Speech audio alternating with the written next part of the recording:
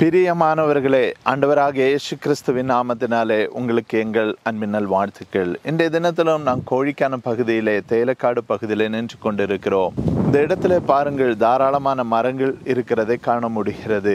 இவைகளை பார்க்கும்போது பலன் உள்ள மரங்களும் இருக்கிறது, பலனற்ற மரங்களும் இருக்கிறது. அதாவது வேதத்திலே நாம் பார்க்கும்போது மத்தேயு எழுதின சுவிசேஷம் 3வது அதிகாரம் அதன் 10வது வசனம் இவனமாக சொல்லுகிறது, இப்போதே கோடாரியானது மரங்களின் வேரருகே வைத்திருக்கிறது, ஆகையால் நல்ல கனிகொடாத மரங்களெல்லாம் வெட்டுண்டு அக்கினியிலே போடப்படும் என்று சொல்லப்படுகிறது. ஆம் பிரியமானவர்களே, இந்த தேலக்காடிலே பார்க்கும்போது தாராள மரங்களை நம்மால் பார்க்க முடிகிறது.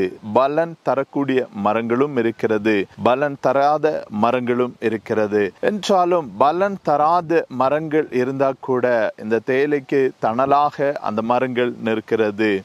ஒருவேளை கனிகொடாத மரங்களாக கூட இருக்கலாம். கனிகொடாத மரங்களாக இருந்தாலும் இவைகள் இந்த இடத்துல இந்த தேயிலைகளுக்கு தணலா இருக்கிறது நிமித்தம் இதை இந்த எஸ்டேட் வளர விட்டிருக்கிறாங்க. அதே போலத்தான் வேதத்திலும் நாம் பார்க்கும்போது மனிதர்களாகிய நம்மை குறித்து கர்த்தருக்கு ஒரு சித்தம் உண்டு. இந்த உலகத்திலே உப்பாய் இருக்க வேண்டும் என்றும், இந்த உலகத்திற்கு கனியாக இருக்க வேண்டும் என்றும், இந்த உலகத்திற்கு ஒளியாக இருக்க வேண்டும் என்றெல்லாம் நம்மை குறித்து கர்த்தர் விருப்பம் உள்ளவராய் நம் ஒவ்வொருவருக்கும் ஒவ்வொரு காரியங்களை தந்திருக்கிறார், பொறுப்புகளை தந்திருக்கிறார். ஆனால் நானும் நீங்களும் உதாசீனப்படுத்தி கொண்டு இந்த பொறுப்புகளை எல்லாம் அவமதித்து கொண்டு நானும் நீங்களும் இந்த உலகத்திற்கு ஒத்த வேஷத்தை தரித்து இந்த உலகத்திலே நம்முடைய கண்கள் காணுகிற இச்சைகளின் நிமித்தம், நம்முடைய காதுகளில் கேட்கிற இச்சைகளின் நிமித்தம் நாம் வாழ்ந்து கொண்டிருந்தால் இப்படி பிரயோஜனமற்ற மரங்கள் ஏதாவது இருக்குமேயாகில் இந்த எஸ்டேட்டிலே கனிகொடாமல் இருக்கிறதான, பிரயோஜனம் இல்லாமல் இருக்கிறதான செடிகள், கொடிகள், மரங்கள் எல்லாம் வெட்டி அக்கினியிலே போட்டு சுட்டரிக்கும்படியா இந்த எஸ்டேட்டிலே வேலை செய்கிறதான தொழிலாளர்களிடத்திலே கட்டளை கொடுத்து அவர்கள் இவைகளை சேர்த்து அக்கினியிலே சுட்டரித்து விடுவார்கள்.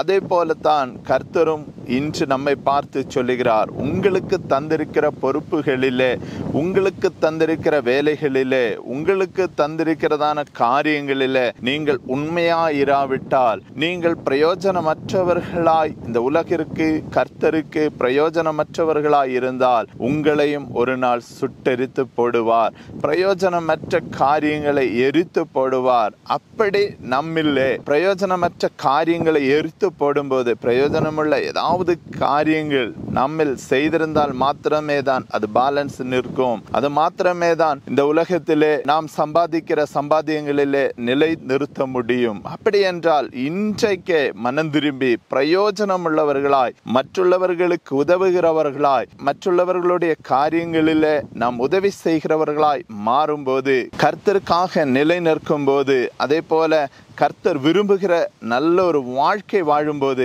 கர்த்தர் நம்முடைய வாழ்க்கையில ஆசீர்வாதத்தை தருவார், நம்முடைய வாழ்க்கையில செழிப்பை தருவார், பரலோக ராஜ்யத்திலே நமக்கு ஒரு இடத்தை தருவார். இந்த தினத்திலும் நாம் மனம் திரும்பி பிரயோஜனமுள்ள ஒரு வாழ்க்கை வாழும்படியாக ஜெபிக்கலாமா? எங்களை நேசிக்கிறதான நல்ல கர்த்தாவே, இந்த நல்ல வேலைக்காக ஸ்தோத்திரம். கர்த்தாவே, இதுவரை நாங்கள் கனி கொடாதவர்களாய் பிரயோஜனமற்று வாழ்ந்திருக்கலாம். இன்று முதல் எங்களை நாங்கள் ஒப்பு தருகிறோம். நாங்கள் இனிமேல் கர்த்தருக்கு பிரயோஜனம் உள்ளவர்களாய், மற்றுள்ளவர்களுக்கு பிரயோஜனம் உள்ளவர்களாய், இந்த உலகத்திலே கர்த்தருக்காய் எதையாவது செய்கிறவர்களாய், கர்த்தர் எங்களுக்கு தந்திருக்கிற பொறுப்புகளிலே உண்மையாய் உழைக்கிறவர்களாய் நாங்கள் வாழ எங்களை சமர்ப்பிக்கிறோம், ஒப்பு தருகிறோம். நீங்க எங்களை வழி நடத்துவீராக, கர்த்தருடைய சித்தத்தின்படி எங்களை நடத்துவீராக. கிருபைக்குள்ளாய் மறைத்துக் கொள்ளும்.